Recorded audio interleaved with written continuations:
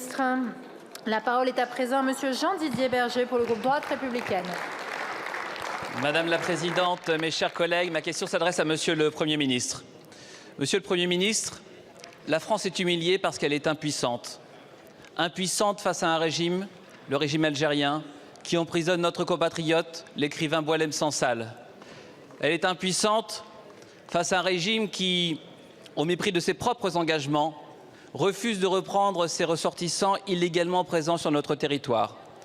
Cette impuissance, elle est aujourd'hui mortifère. À Mulhouse, le terroriste qui a tué une personne et blessé plusieurs autres a été présenté et refusé 14 fois par l'Algérie. Vous avez, Monsieur le Premier ministre, la semaine passée, suggéré de dénoncer les accords de 1968. Avec Laurent Wauquiez et mes collègues de la droite républicaine, nous partageons pleinement la nécessité de dénoncer ces accords. Mais visiblement, tout le monde n'est pas du même avis, puisque très peu de temps après vos propos, le président de la République vous a déjugé et démenti. Il a indiqué que pour lui, il n'était pas question de dénoncer ces accords, plutôt éventuellement de les réexaminer. Mais pourquoi devrions-nous aujourd'hui garder des accords qui sont exorbitants du droit commun avec un régime qui ne cherche qu'une chose, c'est nous humilier? C'est la raison pour laquelle, Monsieur le Premier ministre, nous vous posons une question très simple. Quelles mesures entendez-vous prendre pour enfin faire respecter la France et protéger les Français face à ce régime qui cherche à nous humilier?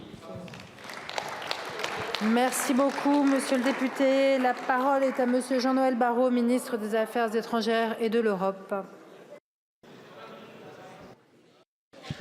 Merci Madame la Présidente, Mesdames et Messieurs les députés. Monsieur le député Jean-Didier Berger, je vous remercie de soulever cette question qui me permet de vous rendre compte des résultats du comité interministériel de contrôle de l'immigration que le Premier ministre a convoqué la semaine dernière, mercredi 26 février, sur la demande du ministre de l'Intérieur. S'agissant de notre coopération migratoire avec l'Algérie, et je vous restitue le compte-rendu des travaux, le Premier ministre a constaté que l'Algérie, en refusant la réadmission sur son territoire de ressortissants algériens expulsés de France, ne respectait plus ses engagements envers la France et les accords qui lient les deux pays. L'Algérie a refusé à 14 reprises de donner suite aux demandes de réadmission formulées par la France concernant l'auteur de l'attentat commis à Mulhouse. De même, vous l'avez cité, notre compatriote franco-algérien Boualem Sansal est injustement détenu en Algérie depuis plusieurs mois. Le Premier ministre a rappelé que la France était liée avec l'Algérie par une série d'accords migratoires qui comportent des avantages considérables pour les Algériens en facilitant leur circulation entre nos deux pays ainsi que leur installation en France. Dans ce contexte, le gouvernement français souhaite ouvrir une discussion avec l'Algérie sur la manière dont sont mis en œuvre ces accords afin de revenir à leur plein respect dans un délai de 6 semaines.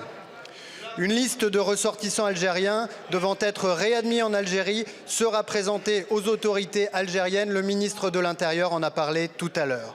À l'issue de ce délai, le gouvernement français souhaite que la coopération avec l'Algérie ait retrouvé le niveau attendu.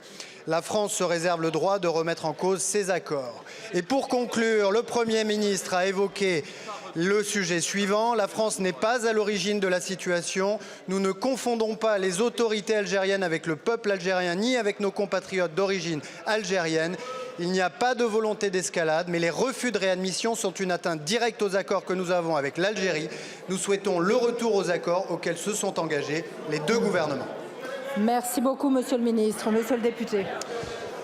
Merci, Monsieur le ministre. Mais entre vos déclarations, celles du Premier ministre et celles du Président de la République, il y a plusieurs galaxies d'écart. Et donc, nous vous invitons à harmoniser rapidement ces positions pour que la voix de la France soit univoque et qu'elle puisse enfin être à nouveau entendue. Je vous en remercie par avance. Merci beaucoup, Monsieur le député.